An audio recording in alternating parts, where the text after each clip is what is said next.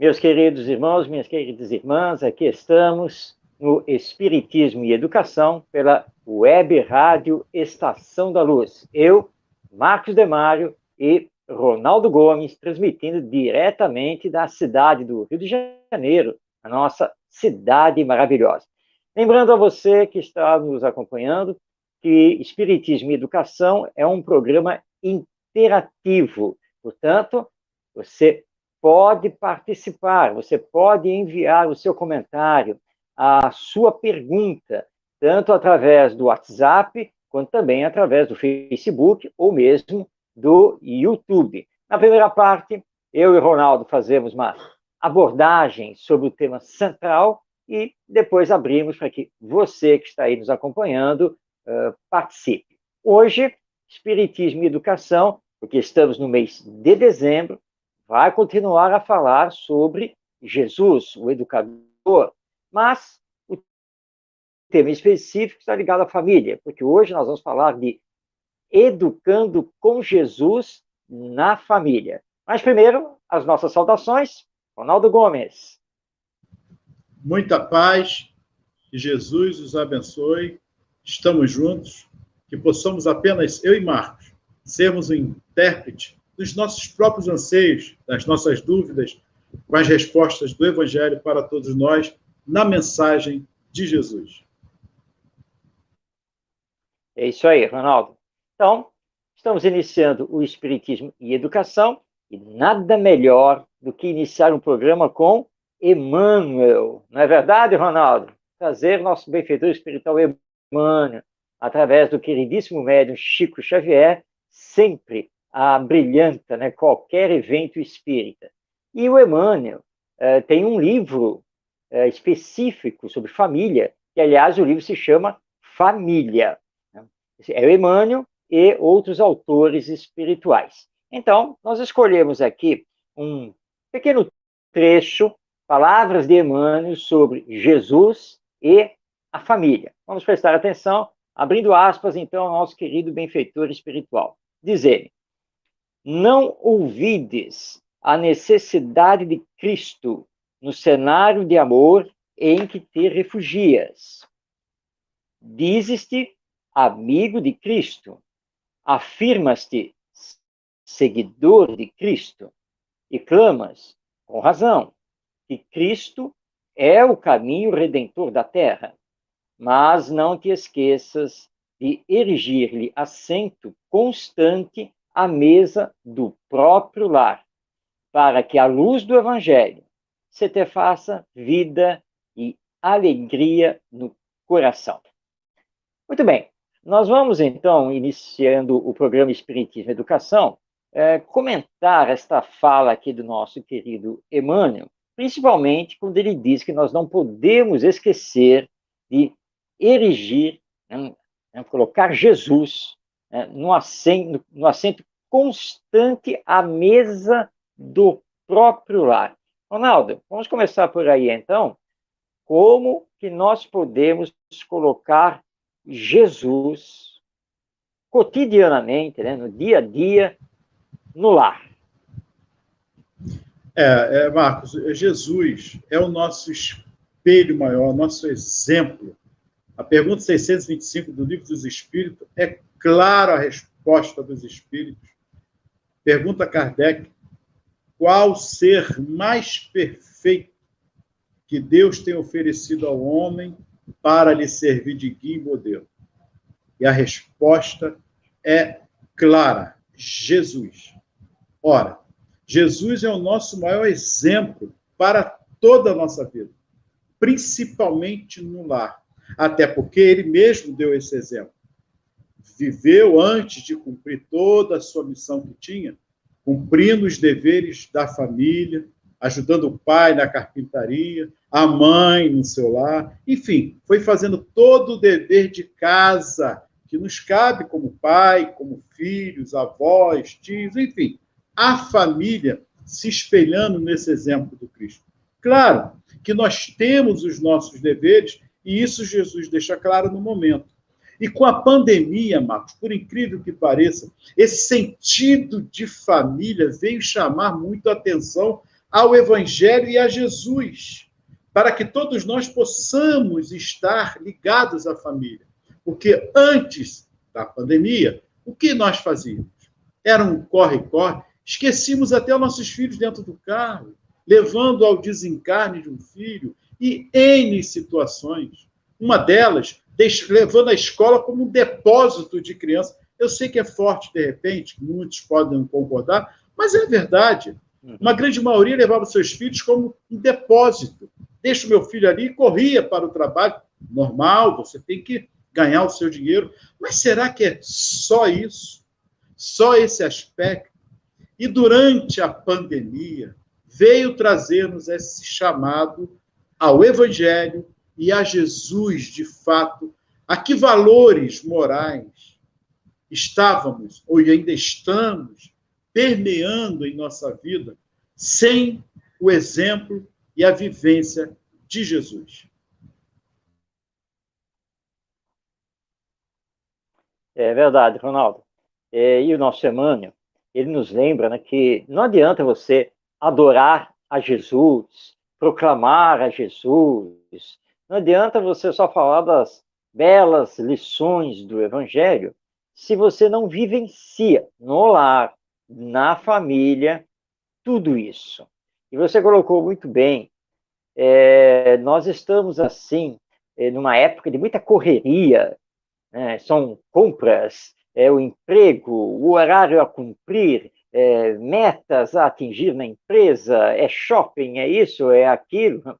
E Jesus, ele desaparece do nosso dia a dia. E você chega em casa, você já está cansado, você está estressado, você não quer saber de muitos problemas, afinal de contas, como você também bem colocou, né? Afinal de contas, eu coloquei meu filho lá na escola de manhã e a escola tem que resolver as coisas, não é para voltar com problemas para cima de mim, que já trabalhei o dia todo e ainda vou ter que resolver essas coisas. Então, além dos nossos filhos estarem meio de lado nessa convivência que deveríamos ter, há o problema também de que no dia a dia Jesus está longe da nossa família, está longe da nossa convivência. Mas chega dezembro, dezembro tem o famoso espírito de Natal, o espírito natalino.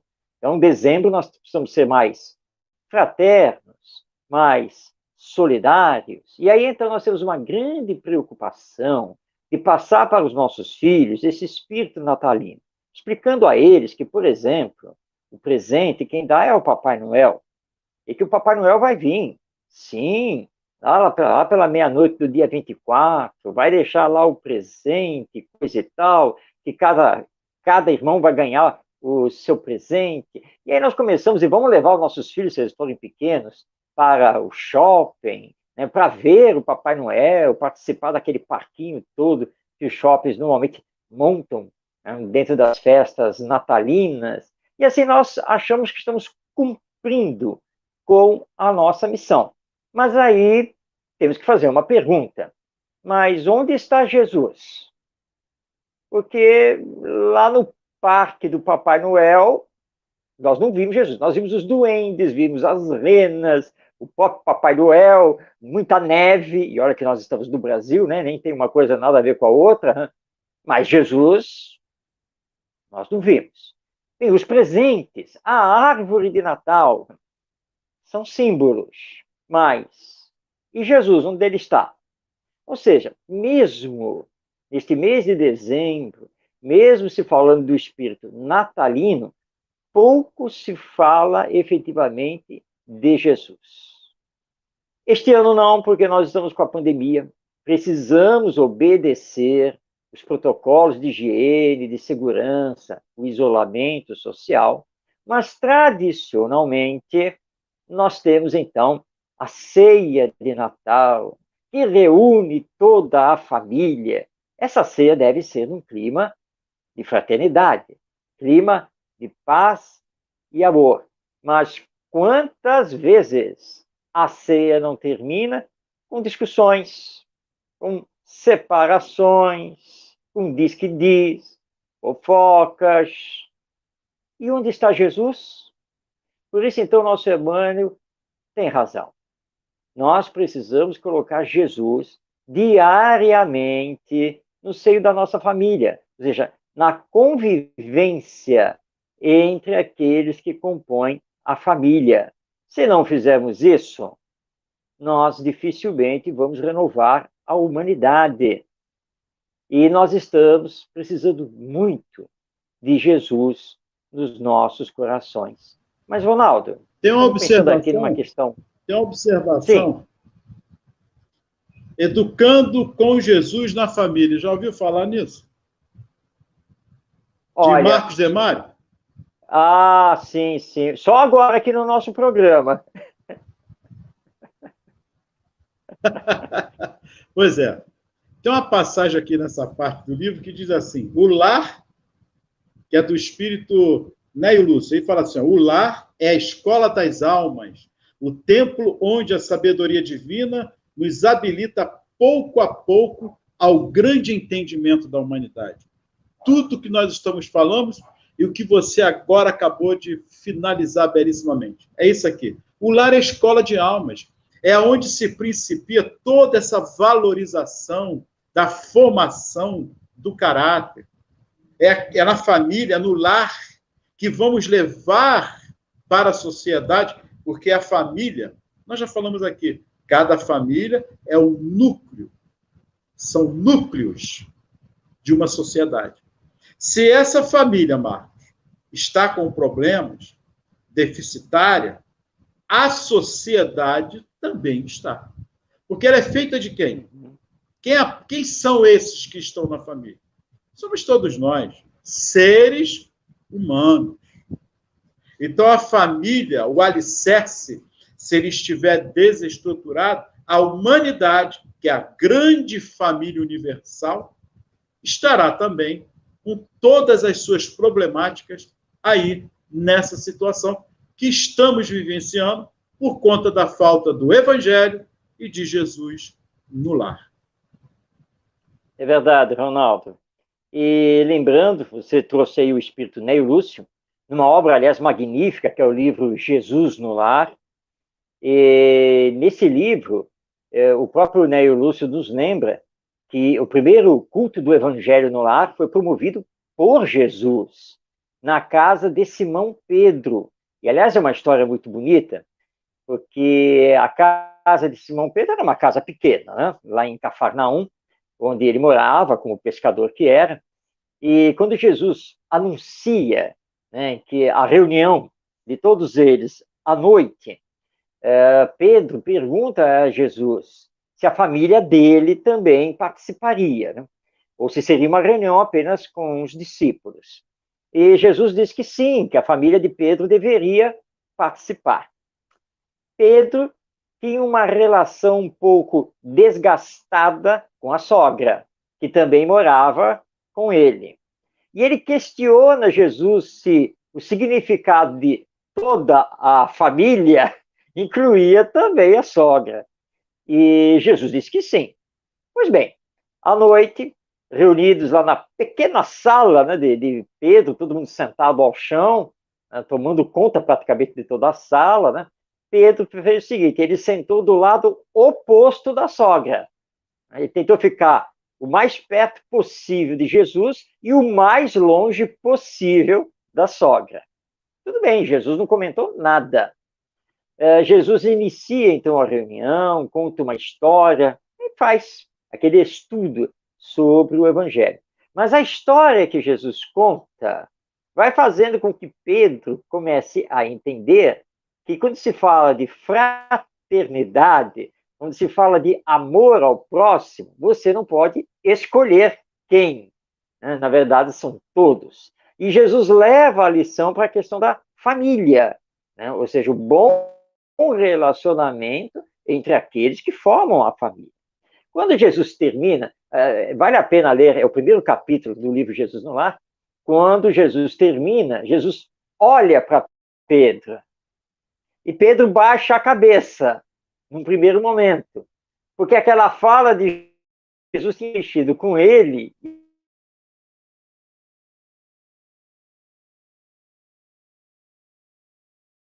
e ele cruzava a sogra, Jesus não, né, faz o sinal com a cabeça, indicando que Pedro precisava se aproximar da sogra, e aí realmente ele dá um passo, ela também dá, e acabam se abraçando, e um pede desculpa ao outro pelas discussões e brigas que tinham ali naquele lar.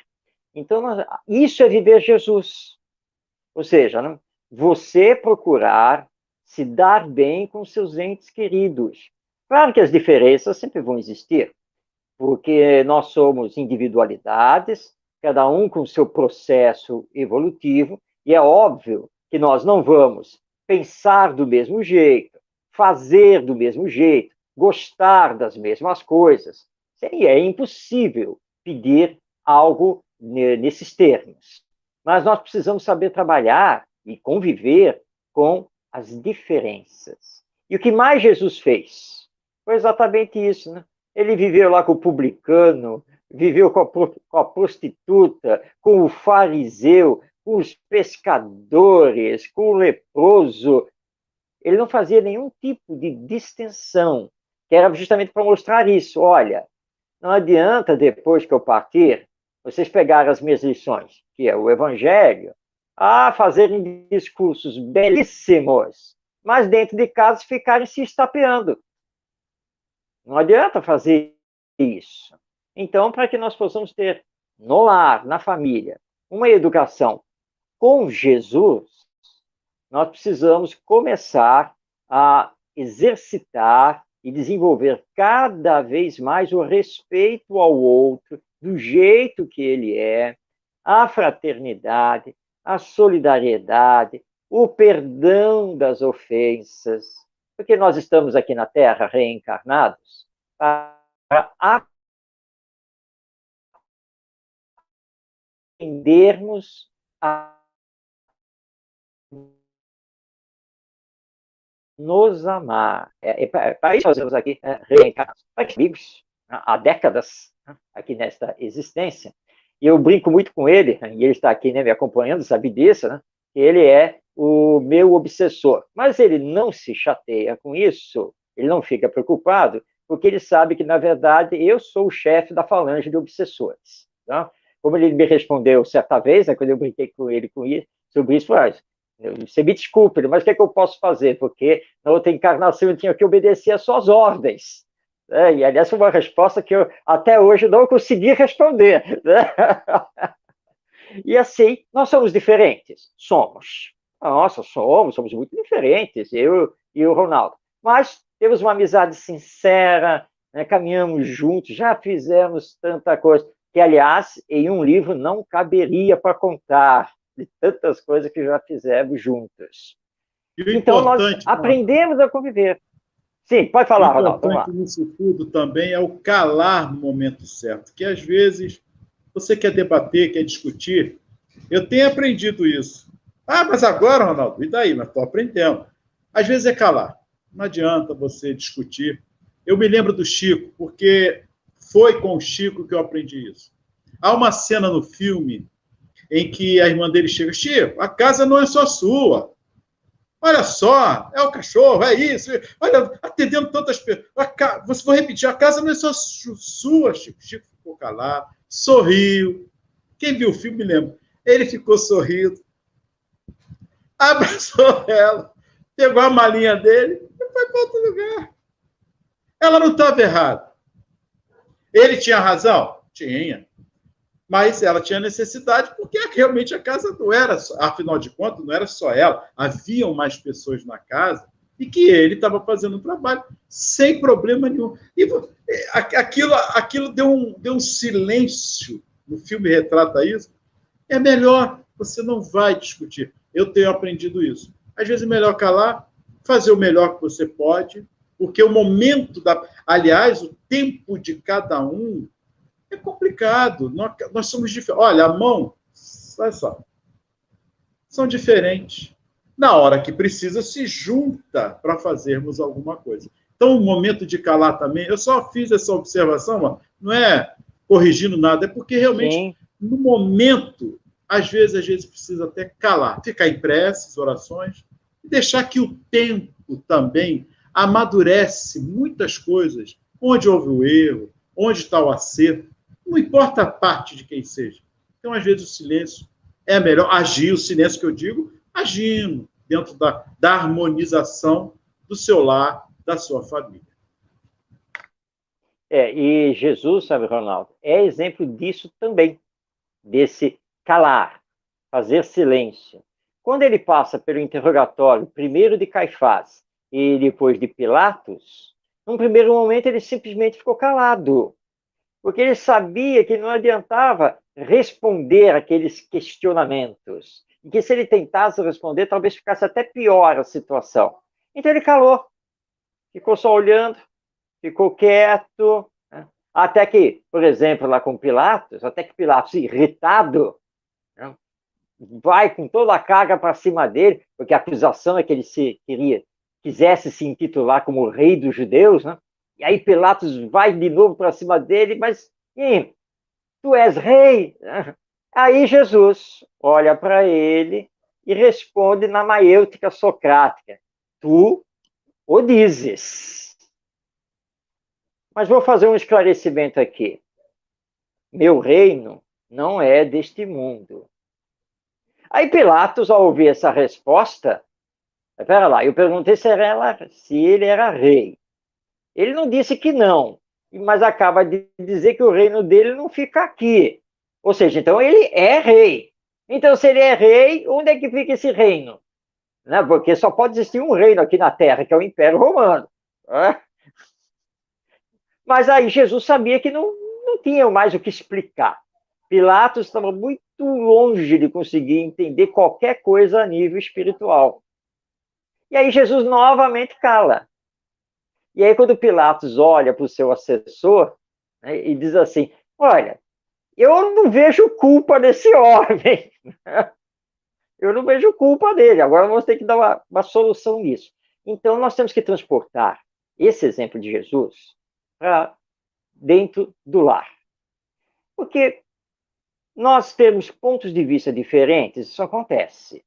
Agora, nós precisamos saber conversar, precisamos saber dialogar. Agora, se o outro se altera, se o outro levanta a voz, se o outro quer impor o que pensa, muitas vezes, como você muito bem colocou, Ronaldo, é a hora de calar. Você cala, espera o outro se acalmar. Essa é uma técnica. Espera o outro se acalmar, entra em oração. Mas e se ele só se acalmar amanhã? Não tem problema. Você só vai tocar no assunto amanhã. Porque no auge, né, no calor de uma discussão, as coisas podem piorar. Então, você que tem já um entendimento maior, à luz do Evangelho e da doutrina espírita, você cala. Bom, pode considerar que talvez você esteja lá obsediado, mas não tem problema. O que se faz com alguém que está passando por um processo de obsessão? Ora-se por ele. Então, o que vai acontecer com você é que vão orar por você, porque você ficou lá calado, né, e não abriu a voz, né, não abriu a boca. Tudo bem, tudo bem. Em prece para harmonizar. Aí volta aquele ditado bem antigo, né? Filho, se você vai jogar mais lenha na fogueira, aí não vai dar, né? Não vai ter harmonia, não vai ter equilíbrio, não vai ter entendimento. Então, à luz do Evangelho, nós temos então que fazer isso. Muitas vezes é recuar, calar, espera o melhor momento. Vamos dar um exemplo bem prático aqui, Ronaldo. Seu companheiro chega em casa alcoolizado, fora dele, meio violento. O que a esposa vai fazer? Vai brigar com ele? Vai dar um sermão em cima dele? Essa não é a hora. Ele está alcoolizado. Não tem como. Então, ampara, cala, sofre, mas sofre calado. Vai lá, dá o café para ele, faz alguma coisa, tal, até que ele vai acabar dormindo. Mas vai ter que esperar acontecer isso. Porque quando ele acordar, passou o efeito do álcool. E aí, com jeito, você vai lá tocar no assunto. e vai tentar dialogar e mostrar a ele o que está acontecendo com ele. E acontecendo com ele está tendo consequências na família. É isso que nós temos que fazer, porque Jesus faria isso. E nós temos sempre que lembrar, se eu sou cristão, se eu sou espírita, é nas provas que eu preciso ter o comportamento cristão, o comportamento espírita. Então, é isso que eu tenho que fazer. Gradual. É gradual. Exatamente. Diga aí, meu cara. Gradativo, nada se transforma de uma hora para outra, tem que ter uma calma, porque a transformação é pessoal. É verdade. Até porque ninguém muda ninguém. Ninguém transforma ninguém. Cada um se transforma individualmente. Se você pensa que vai mudar o outro, vai transformar o outro, não é essa a sua atitude. Verdade. Jesus dá o maior exemplo. Ele, por exemplo, pelo exemplo, veio dar a nós o que devemos fazer. Ele não quer a morte do ímpio, mas que ele se transforme. Daí, claro, filho pródigo estava perdido, mas esse meu filho voltou consciente, transformado da real verdade que tem que se viver. Somos nós. Dói. Nós queremos, na verdade, Marcos, muda. O Marcos não pensa como eu. Aí fica aquela digladiação ali desnecessária. Transforme-se. É o jeito, faz a sua parte. Não grito, não xingo mais, não brigo mais. Agora... Aí eu falo para o Marcos, agora quer dar uma de santo. É porque é sempre assim. É você. Aí dá vontade, né? Tá vendo? Já vem botando. Não. Aí é que você tem, porque ninguém transforma ninguém. Cada um se transforma por si. Pelo exemplo, arrastamento do exemplo, e por aí vai. É verdade. Bem, Ronaldo, vamos passar aos nossos ouvintes, internautas, que estão nos acompanhando, porque a nossa técnica já avisou que tem perguntas. Né? Olha aí, ó. Então, vamos começar com as perguntas. Opa, Edileia de Natal, Marcos. Rio Grande do Norte, olha aí. Opa. Tenho 2 filhos, 6 e 8 anos. Devo obrigá-los a fazer parte do evangelho do lar? Eu acho que tem que obrigar, não, Marcos? Bom, vamos ver isso? Vamos conversar, Edileia. Olha só. Em Espiritismo, nós aprendemos que não devemos impor nada. A liberdade é um direito nosso, é um direito do Espírito. Agora, aquilo que faz bem para nós, deverá fazer bem também para os nossos filhos. Nós estamos falando aqui de Evangelho no lar, de Jesus nos corações. Criança, e no caso seus filhos têm 6 e 8 anos, não é a criança que deve mandar nos adultos, não é? Porque aí nós estaríamos fazendo uma inversão de valores. Nós temos a obrigação, isso é missão nossa enquanto pais, nós temos a obrigação de ofertar a eles toda a orientação moral possível. Evangelho no Lar faz parte disso. Agora, lembrando que já que eles têm 6 e 8 anos, você tem que tomar cuidado, né, porque é preciso adequar a linguagem, usar muitas histórias para que eles possam entender os ensinos de Jesus, contextualizar essas histórias para os tempos atuais e futuros, para que eles não fiquem lá atrás. Eu já comentei no outro programa, né, o garoto lá da evangelização, né, que falou para mim, tio, fala sério, tio, o cara viveu há mais de 2000 anos, né, tio, e para ele não fazia sentido, né, como é que esse tal de Jesus que viveu há mais de 2000 anos vai interessar para nós aqui e agora? Mas quando ele falou isso, ele me deu um gancho espetacular para trabalhar. Não, vamos ver se o cara aí, vamos ver se ele está atualizado ou não. Vamos ver se o que ele ensinou tem a ver aqui conosco ou não. E aí, então, você vai trazer as lições dele para discutir nos tempos atuais. E aí a criançada fica assim, boba, né? Fica assim, nossa, é mesmo? Não, puxa, ele falou, e foi ele mesmo que falou isso? Foi. Foi, mas não parece que falou hoje? Ou se parece, nossa, isso aí, se ele tivesse escrito lá no Instagram, ia fazer o maior sucesso. Então, viu? Olha aí. Então, Edileia, é o seguinte, dialogue com os seus filhos, mostre a eles a importância do evangelho no lar.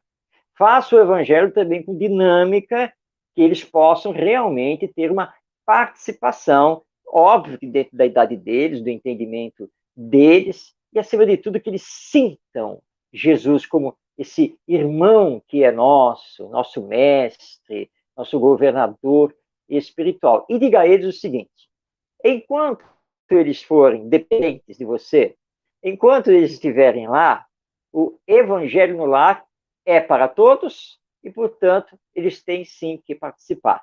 Mas eles não vão participar obrigados. Na verdade, eles vão sentir o quanto que dá prazer participar do evangelho no lar, o quanto as lições vão falar para os seus corações, e eles mesmos, olha, façam um teste, Edileia, trabalhando assim.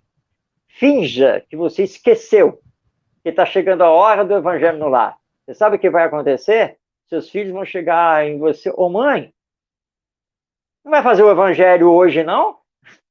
É isso que vai acontecer.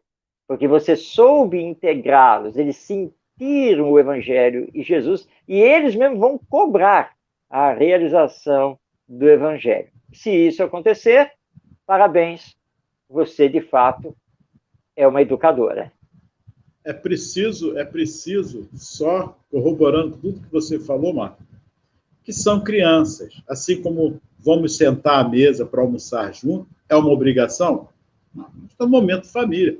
Eles não vão ter um momento de brincar, de estudar. Nós temos um momento agora de conversarmos com Jesus. Vamos esquecer agora a criança.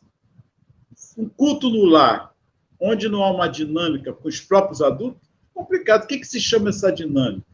Levar aos dias de hoje os ensinamentos de Jesus. Marco já deu um exemplo na outra live, falando do homem, né, da Samaria, que caiu no meio da estrada, mas deu um exemplo lá de Natal, da cidade tal, enfim. São momentos ímpares. Com crianças, você vai levar também à luz na própria linguagem deles. E lembrando bem, exatamente, são crianças. Enquanto crianças, ainda é o momento de nós educarmos. Então, obrigação nossa como pais, não obrigá-los a alguma coisa. É o dever de estarmos juntos no momento família. No teu momento de dormir, tem um momento de acordar, é o respeito também. E é outra coisa, é uma vez só na semana, naquele horário que você marcou. Ah, não é todo dia, ainda que fosse todo dia. Mas não é todo dia. Sim. Concorda, Marco? Se fosse todo dia, é um momento exato. com Jesus. É todo esse respeito, esse aspecto familiar que nós devemos ter. Só vou dar um exemplo. O meu filho mais velho fez primeira comunhão. Como espírita, eu não forcei a minha esposa, que ela tinha uma tendência a gostar. Hoje, não. Os outros dois já não fizeram. Ah, eu quero... Fizemos... Foi lá, fez lá a primeira comunhão dele. Qual o problema? Eu sou espírita, meu filho não vai fazer a primeira comunhão. Mas eu fazia o culto no lar. Normalmente. Faço até hoje nosso culto no lar. Independente se é esposa ou se o esposo... Eu estou colocando isso, porque ela colocou, mas às vezes o esposo ou a esposa são diferentes. Mas vamos nos respeitar nesse momento. O que está ali, exatamente, o que está na vida para nós, na nossa responsabilidade, é justamente o quê? O momento familiar com Jesus. Vamos à próxima pergunta? Tem pergunta no ar. Vamos lá. Marta, Rio de Janeiro, Marta. Como falar de Jesus com minha filha, se todo mundo só fala de Papai Noel? E aí, Marta? É Jesus pois ou é, Papai Marta. Noel? Bom, Marta, olha só.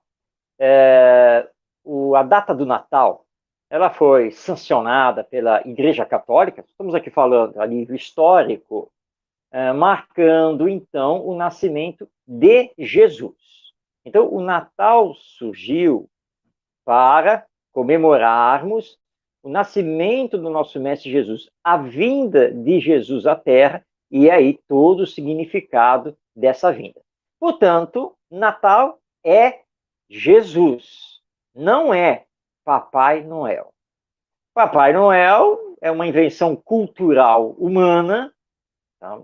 Que, em princípio, tenta representar a fraternidade, né, a questão do carinho com a troca de presentes, que historicamente teve inícios lá com São Nicolau, né? Mas Natal é Jesus. Bom, dependendo da idade da sua filha, você não diz aí no texto, nós, claro, não vamos pura e simplesmente quebrar essa fantasia, porque ela está na nossa cultura. Então, o que nós temos que aprender a fazer é aliar uma coisa com a outra. Tá? Tudo bem, porque na escola está se trabalhando Papai Noel. No seio da família se trabalha Papai Noel. Na publicidade televisiva, Papai Noel. Você foi no shopping, Papai Noel. Então, você não tem como sair disso. Mas você vai sentar, pode monta lá, por exemplo, né, lá o presépio, né? Leva a história de Jesus para dizer a ela que Papai Noel é um representante de Jesus aqui na Terra, mas que o Natal existe por causa de Jesus, porque Jesus fez isso, Jesus fez aquilo, Jesus é que veio trazer a mensagem de amor ao próximo. Então, e você pode contar a história dele. E ela vai conseguir entender aos poucos que, embora se fale muito em Papai Noel, mas o importante é o significado do espírito natalino. E o espírito natalino nos remete ao amar-vos uns aos outros. E quem ensinou isso foi Jesus. E aí, então, você vai trabalhando, porque a criança, pouco a pouco, ela vai, através do racional, da sua inteligência, ela vai colocando a fantasia, ela vai colocando essas coisas culturais, essas crendices todas, no seu devido lugar. Dificilmente uma criança tem trauma com o passar do tempo quando ela descobre que o Papai Noel, na verdade, não existe. Tá? É muito difícil acontecer qualquer trauma, porque isso é natural, é um processo. Mas ela vai entender que Jesus existe e que o Natal realmente é por ele. Então, do dia 24 para o dia 25, ou no próprio dia 25, né? Faz um evangelho no lar especial, só para falar de Jesus e as crianças. Ensina a sua filha e todos a orar, a pedir a proteção de Jesus, as bênçãos dele para todos os nossos irmãos e irmãs em humanidade. E pouco a pouco Jesus vai assumir o lugar do Papai Noel. Ah, mas aí a minha filha vai casar, vai ter um filho e vai enfrentar o mesmo problema. Mas aí ela vai saber como trabalhar. E lembrando que se nós começarmos a fazer isso, pouco a pouco, na sociedade, nós vamos substituir o Papai Noel por Jesus, que é o que, na verdade, nós temos que fazer. Então, eu espero, Marta, que essa resposta tenha feito aí uma luz para você trabalhar com a sua filha. Muito bom, Marcos. É isso mesmo. É interessante isso, porque hoje com a internet pode pesquisar e levar a criança a pesquisa sobre Jesus Sim. e sobre Papai Noel. A próxima pergunta já temos. Valéria Niterói, aqui nossa vizinha. Tem como trabalhar as parábolas com filhos pequenos? Como fazer eles entenderem? Nós já falamos aqui numa live, mas muito boa, bem oportuna ainda a pergunta, Marcos. É verdade, Ronaldo. Bem, Valéria, olha só, as parábolas são histórias. Histórias com profundo ensino moral. E são histórias que fazem você pensar. Bem, Jesus contou dezenas de parábolas, algumas mais fáceis de você adequar para a linguagem infantil e os tempos modernos, outras não tão fáceis, mas todas elas é possível trabalhar. Nós demos já aqui o exemplo da parábola do bom samaritano, né? Nós transpomos ela para cá, isso foi um outro programa que nós convidamos a você, né, para ir lá no YouTube da Web Rádio Estação da Luz, o programa Espiritismo e Educação está lá. Mas nós podemos trabalhar outras parábolas sem nenhum problema. Ora, nós não temos a capacidade de adequar uma série de fábulas que foram escritas pelos irmãos Andersen, por exemplo, lá no século XVIII, e nós conseguimos contá-los de tudo quanto é jeito. Por que não teríamos essa capacidade em relação às parábolas contadas por Jesus? E nós temos, sim, não só as parábolas de Jesus, mas, por exemplo, os ensinos da doutrina espírita ligados à mediunidade, tudo é adaptável, tudo pode ser adequado. Por exemplo, quando Jesus conta lá a parábola do filho pródigo, né, que o Ronaldo já citou aqui. Não há problema nenhum de adaptar essa parábola para hoje. Você pega, reúne lá os filhos, a família. Olha só, minha gente, hoje eu vou contar uma história para vocês, que na verdade é uma história contada por Jesus. É a parábola do filho pródigo. E, pródigo, que palavra é essa? Quem está com o celular aí? Então, vamos procurar, porque você joga para eles. Olha a participação.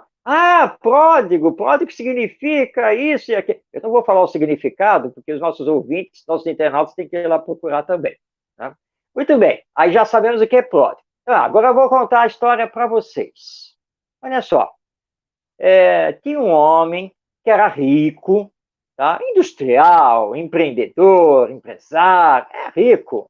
Tá? E ele tinha 2 filhos.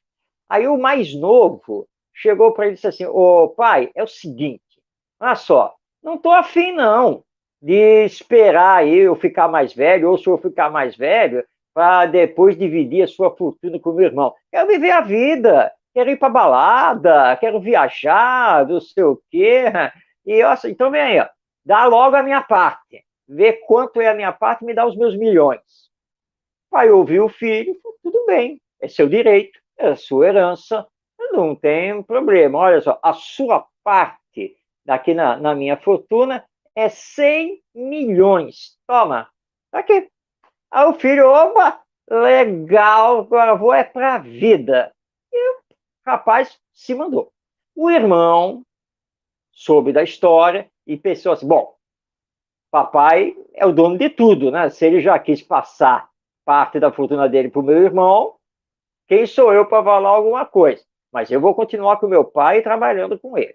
Aí o mais jovem se mandou. A primeira coisa que ele fez foi fazer um tour pelo mundo, foi conhecer de tudo, gastou rios de dinheiro fazendo tudo que ele queria. Só que ele esqueceu de uma coisa, não é, meus filhos? Dinheiro acaba. Porque se você não trabalha, você não tem salário, você não aplica o dinheiro, você não faz nada, você só gasta, gasta, gasta, gasta. Foi o que aconteceu com ele. Gastou os 100 milhões. O pobre. E aí passou a depender dos outros. E uma hora ele se viu mesmo na miséria. Estava pedindo esmola na rua. E ele lembrou assim, puxa, caramba, os empregados do meu pai vivem melhor do que eu estou vivendo. Mas que coisa, o que eu fui fazer? Eu vou procurar o papai, vou pedir desculpa, vamos ver se ele me aceita de volta, né? Aí ele, então, conseguiu pegar um dinheirinho na emprestada, aquela coisa, então ele fez a viagem e voltou. E quando ele está chegando em casa, o pai está lá, olha, opa, meu filho, está voltando. Aí correu para abraçá-la, e o filho lá, pai, desculpa, eu só fiz bobagem. Não interessa, você é meu filho.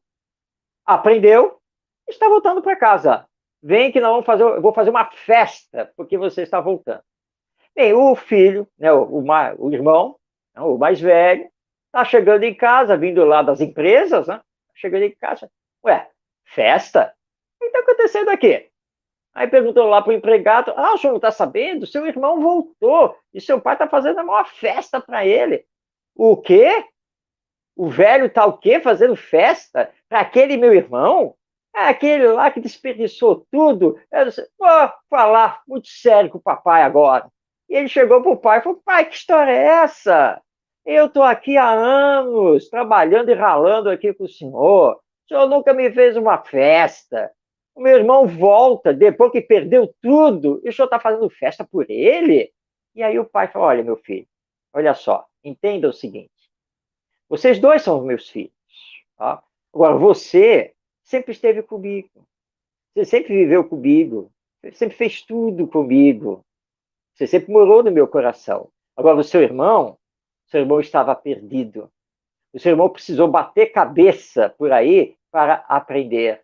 Mas ele aprendeu e voltou arrependido.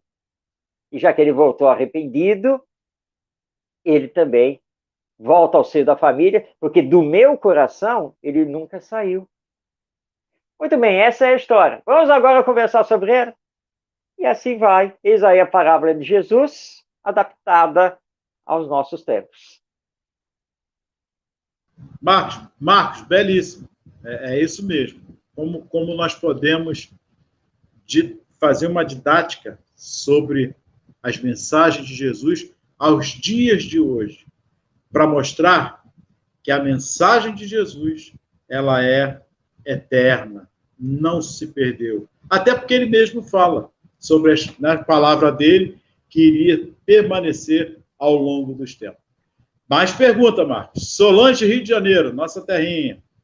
Sou avó e cuido dos netos. O que vocês podem indicar da literatura infantil espírita para trabalhar Jesus com eles? Muito bom, Solange. Interessante isso. Nós temos uma gama agora de literatura infantil e juvenil, inclusive literatura para adolescentes, no movimento espírita. Eu não vou citar livros específicos, mas vou citar para você autores, porque aí você vai poder procurar na própria internet. Nós temos livrarias espíritas, distribuidores do livro espírita que trabalham através da internet. Eu vou destacar alguns autores. Eu vou começar por uma querida autora, que é a Fátima Moura. Fátima Moura, querida amiga, aqui do Rio de Janeiro. Fátima Moura tem vários livros infantos juvenis lançados, inclusive ela tem até livros romanceados para jovens, para adolescentes. Então, anote aí, Solange. Fátima Moura. Outro autor espírita muito importante, e já está chegando a 100, olha só, 100 livros publicados, que é o meu querido amigo Adeilson Sales. E o Adeilson, já há uns bons anos, ele vem se dedicando a escrever às crianças e também aos adolescentes. Então, dezenas de livros que você vai poder utilizar. Quero destacar também um outro autor, ele não é brasileiro, bem que ele vive mais no Brasil do que no país natal dele, que é o Peru, que é o querido companheiro Luiz Ru Rivas. Se você quiser, tira esse nome do meio, Luiz Rivas. O Luiz Rivas tem trabalhado livros em parceria com o Maurício de Souza, ou seja, com a Turma da Mônica. Ele tem parceria também com o estúdio Hanna-Barbera, lá dos Estados Unidos. E então eles estão utilizando os personagens das histórias em quadrinhos para tratar de Jesus e do Espiritismo, tratar de lições do Evangelho. Então já tem uma dezena aí de livros interessantíssimos para serem trabalhados aí com seus netos, né, para trabalhar tanto o Evangelho quanto o Espiritismo. Então, deixa eu repetir os nomes. Então, Fátima Moura, Adeilson Sales e Luiz Rivas. Tem os outros, claro, é óbvio, né, e você vai descobrir isso ao procurar na internet, mas esses três autores realmente estão com um trabalho fantástico e com obras voltadas para o público, desde a criança até o jovem. Eu recomendo. Muito bom, Marcos. Mais perguntas? Raul Fontes, João Pessoa, Paraíba. Percebo que a nova geração precisa muito de Jesus em seus corações. Precisa de sentimento. É como sensibilizar as crianças e adolescentes para as lições do Evangelho. E aí, Marco? Excelente pergunta, Raul, e eu concordo com você. Né? Realmente, a nova geração está precisando de sentimento. A nova geração está precisando ser sensibilizada. Ela está precisando ser tocada no íntimo da sua alma. Eis o grande trabalho de educar com Jesus na família. E esse é um trabalho que tem que começar antes desse espírito reencarnar. Porque existe o projeto reencarnatório, e o projeto reencarnatório envolve a todos nós. O projeto não é só dele, não. Então, a partir do momento que se planeja a gravidez, ou que se descobre a gravidez, esse espírito já está ligado à família, já está ligado aos pais. Então, nós já podemos começar a sensibilizá-lo, conversando com ele através do nosso pensamento, das nossas orações. Dizer que, mesmo não sabendo quem ele é, nós o vamos receber com muito amor e vamos procurar nos dedicar a ele. E aí vamos, se ainda não estamos fazendo, vamos começar a fazer o Evangelho no lar, e quando fizermos o Evangelho no lar, envolvê-lo. Ah, mas ele ainda não nasceu, ainda é feto, está se desenvolvendo. Não, feto é o corpo que está em desenvolvimento. Nós estamos falando aqui de uma alma imortal, de um espírito que vai receber as nossas vibrações através do nosso pensamento e das nossas palavras também, né, verbalizadas. Então vamos acariciar a barriga da mãe e nos dirigir a ele. Uma outra técnica muito importante, uma técnica educativa, é na hora de dormir, porque existe a emancipação da alma, o desdobramento. Ou seja, eu ponho a cabeça lá no travesseiro, minha esposa põe a cabeça no travesseiro, vamos dormir. Ou seja, o corpo vai dormir, o corpo vai hibernar. Eu, espírito, vou me desprender parcialmente do corpo e vou viver a vida espiritual. O espírito que está no processo para reencarnar como nosso filho também está vivendo a vida espiritual. Então, esse é o momento de nós solicitarmos aos benfeitores espirituais a oportunidade do encontro, do diálogo entre nós.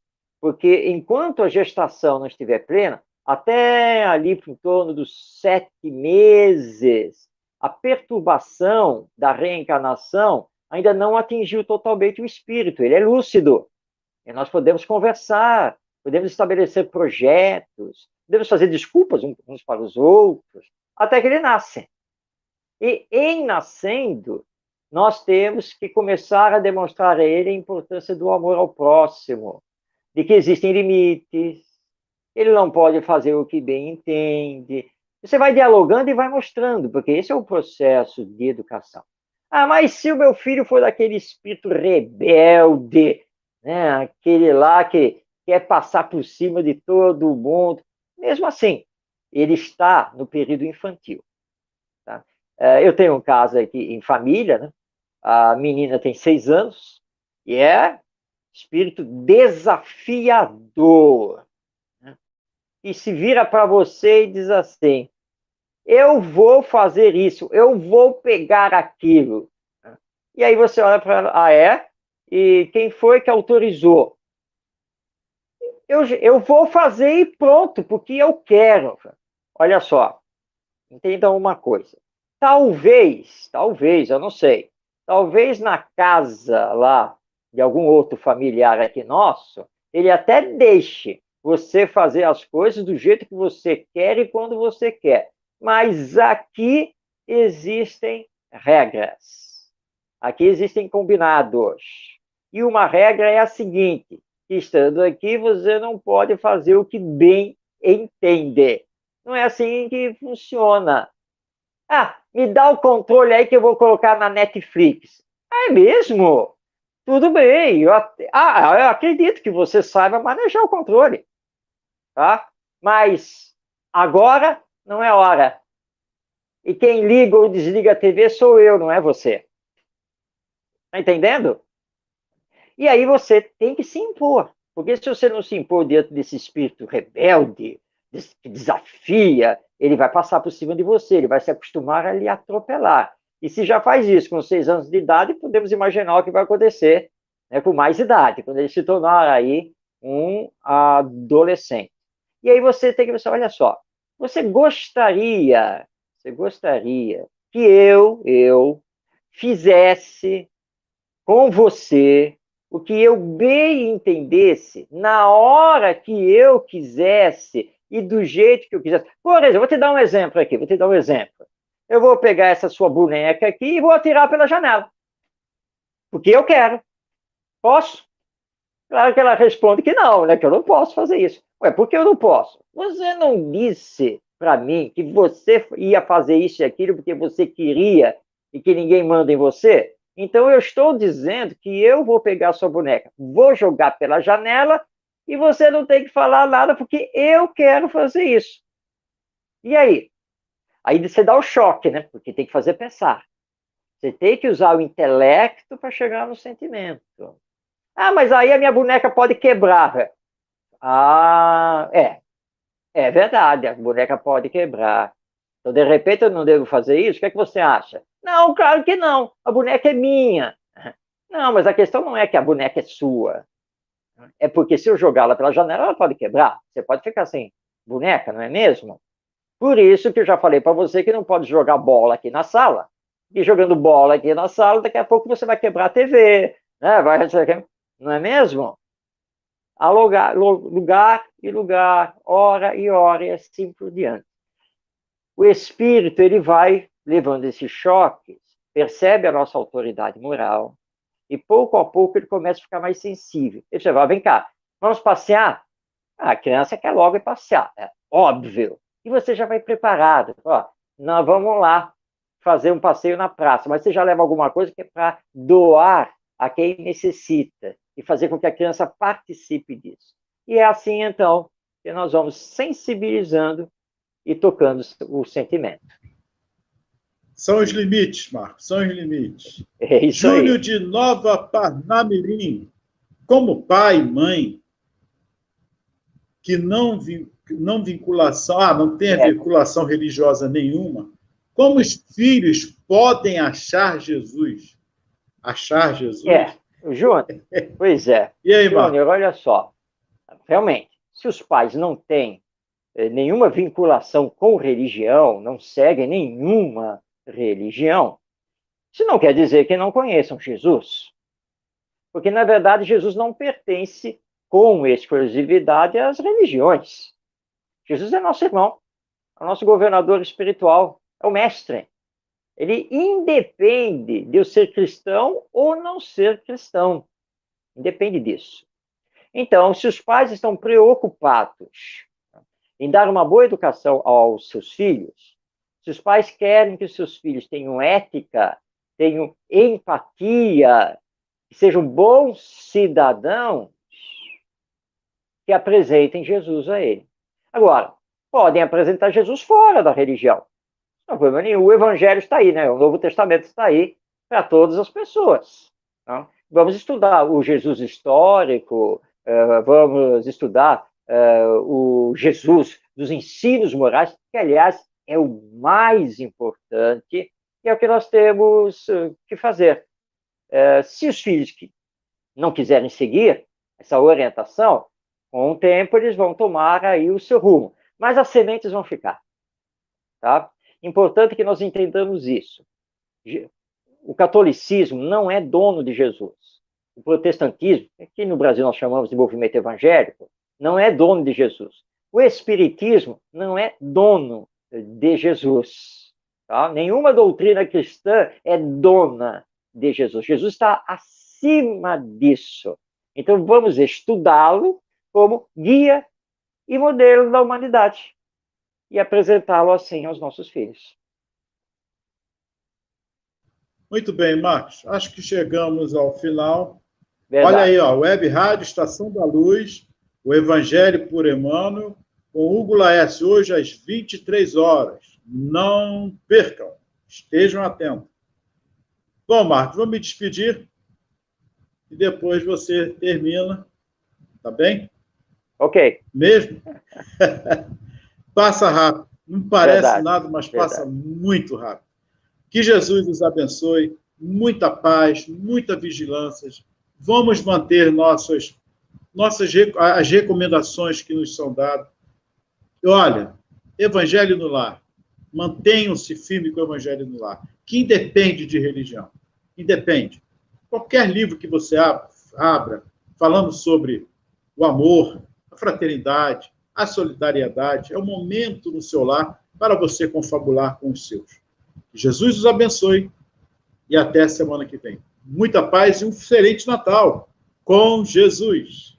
A todos também, meu desejo de um Feliz Natal, que estejamos sempre com o nosso mestre, irmão Jesus, sentindo-o em nosso coração. Depois do Natal, próxima segunda-feira, Espiritismo e Educação volta ao ar com um novo programa aqui na Web Rádio Estação da Luz. Fique sintonizado, nos acompanhe e mantenhamos a calma, a esperança, continuemos no nosso trabalho, semeando bem, porque Jesus não nos abandona, está sempre conosco e através do nosso exemplo, dos nossos esforços, passemos Jesus à nova geração e façamos de Jesus esse ser vivo que vive em nós e, portanto, em nossa família.